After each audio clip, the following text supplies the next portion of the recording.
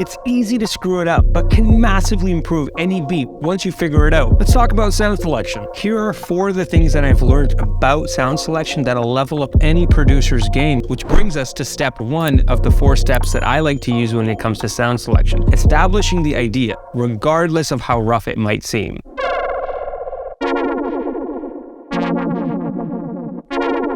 Okay, this sound is sounding really interesting to me. I don't know if it's gonna work with the chord progression, but that is the next logical thing to do, is to come up with some sort of chords.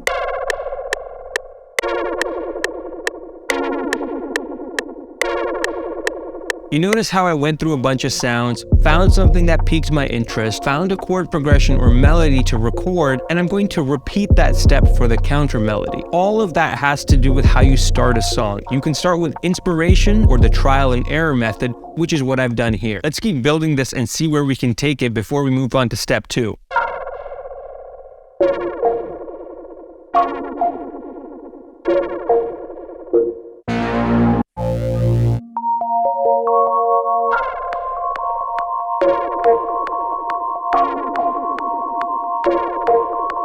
Now that we have a bunch of layers in there, you can probably tell that these layers aren't quite blending together. Which brings us to step 2, blending the sounds to fit the vision. Now this is really important because when we started this song, there was no direction. That's where we were doing the trial and error method to get some layers and some idea down. Step 2 is blending those sounds together with things like EQs and filters and adding other things like space and tone and timbre. Let me show you how I shape this sample.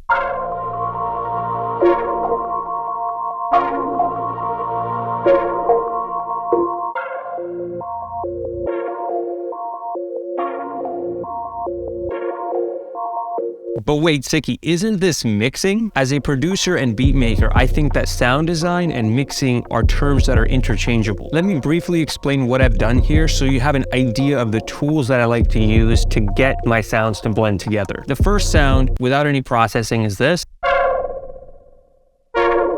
With processing is like this. We shape the stereo image by making it a little bit more mono and then following that up with some reverbs, because the reverb is what's going to create a little bit of that weird jump from middle to outside effect. A little bit of pitch wobble, and this EQ is just cutting out the deep low end, as you can hear here. And you'll definitely hear those low ends on your headphones. This is the plucks without any processing. The sound is really loud and it hits your ears really hard, which is precisely the reason why I'm using a compressor to capture those big spikes in volume so that it's a little bit more even sounding.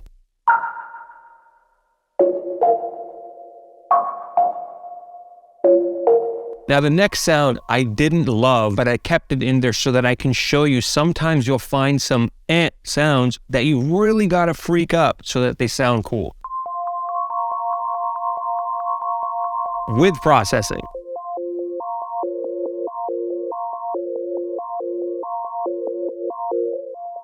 And lastly, we have that droning sound, which I've processed really interestingly to create some movement. We've got distortion to make it beefy, some EQ to isolate the mid-range, the lower mid-range, an LFO tool to shape the volume coming up and then immediately cutting it off, and halftime, which is kind of creating this weird type of delay. Check it out.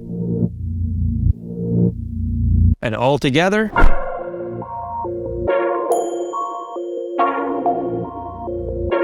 I think you get the point, so let's move on to step 3, which is drum sound selection. When it comes to selecting the right drum sounds for your beat, you really want to think about the style of beat that you have. In my case, this is a bit of a trap, hip-hop type of a beat. What have I heard from major artists that this sounds close to? Is it a Drake song? Is it a Weeknd song? Or any artist you can think of? And to me, this sounds like a bit of a Drake song, and that's probably my favorite artist, so I'm going to try and find the sounds that sound similar to his style, but a little bit more polished because that's my taste. So I've got this plugin here pulled up called XO by Excellent Audio, and we're going to use this to browse sounds.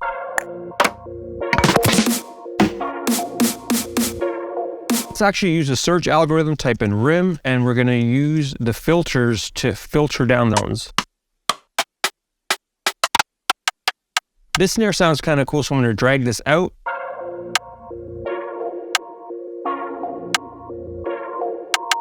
I think that rim shot needs a little bit more body, so I'm gonna find another sound to layer that.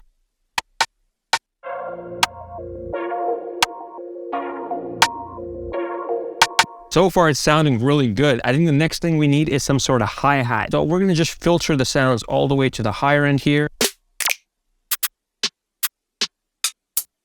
I think these are sounding a little bit too long, so we're gonna change the length here or drag that in.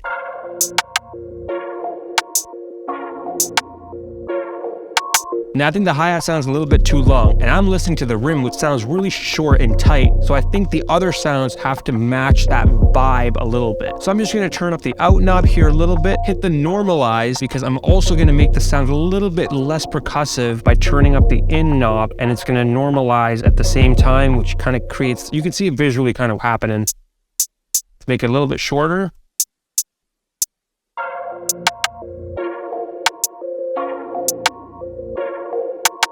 Let's see what else we can find. Oh, that sounds cool.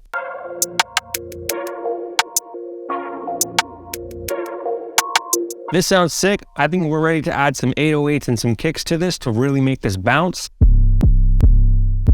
It sounds kind of interesting to me. It doesn't matter so much right now, because what I want to do is record a melody with the 808 and then switch the sounds out until I find something that I can hear in context that sounds good to me.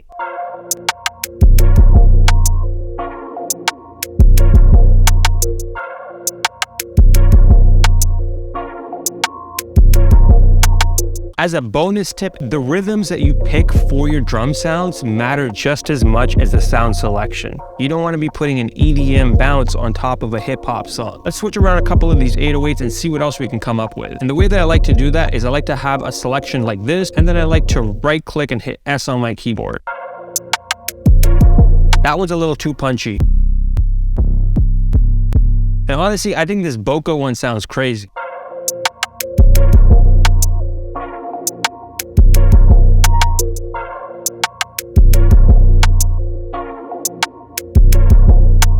Honestly, I could listen to that bounce forever, but we got to keep it moving. So let's pull up some kick drums, and this is where it kind of gets a little bit more challenging, difficult. It's a little bit more playing around. And in this case, I'm just going to drag in another sound randomly. It doesn't matter. Matter of fact, close my eyes, pick this one, drag it in, and then we're going to just make a pattern here, just a generic pattern.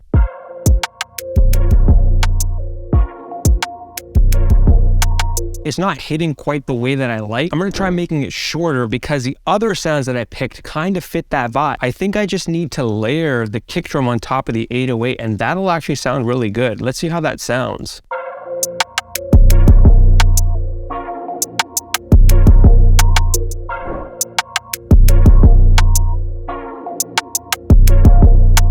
Yo, so far, this is sounding really good. I hope you guys are learning something. If you are, smash the thumbs up, hit the subscribe button. I really want to hit 100,000 this year, so I really appreciate it. All right, let's move on to step 4. Level setting. Right now, everything sounds pretty good, but I think we can make it sound even better by setting good levels. Let's turn down all the drums to 0 and see what we can come up with without any third-party plugins, just good drum sounds and good levels. I'm actually gonna set these levels on my headphones, and I'm gonna turn the volume of these headphones down till I can barely hear them. And I'm gonna put my mouse over the 808 fader, close my eyes, hit play, and just move the fader up until I can feel that it's at a good level.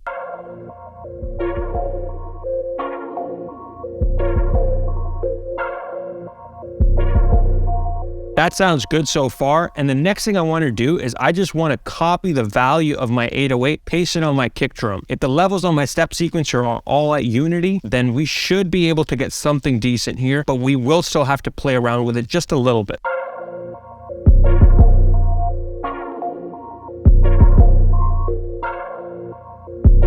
I think I want the kick drum a little bit louder.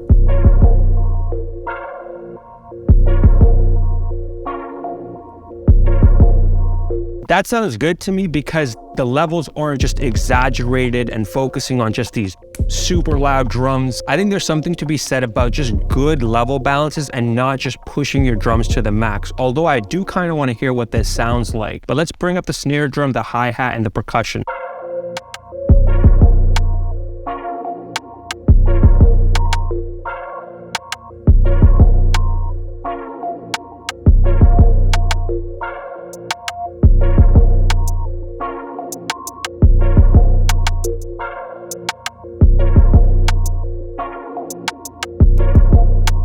I feel like that percussion sound at this point, as I listen to it, with all the other levels kind of set, doesn't quite hit the way I want it to. So let's see if we can replace it with something different. That sounds cool.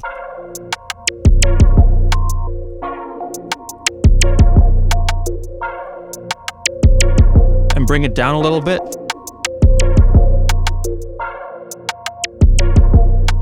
This is sounding good so far, and another thing I think could improve this is a little bit of panning with the percussion and maybe even with the hi-hat. So I'm just gonna go to the piano roll, change this to note pan. I'm gonna pan this one up, this one up, this one down, this one down. Let's see how that sounds.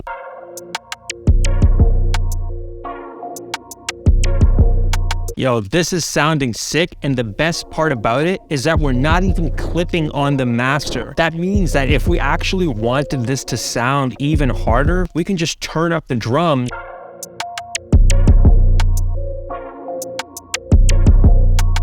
So those are my 4 tips for sound selection. I hope you guys learned something. If you did, share this video on social media and tag me at SIKKY Beats, and I'll catch you guys in the next video. Peace.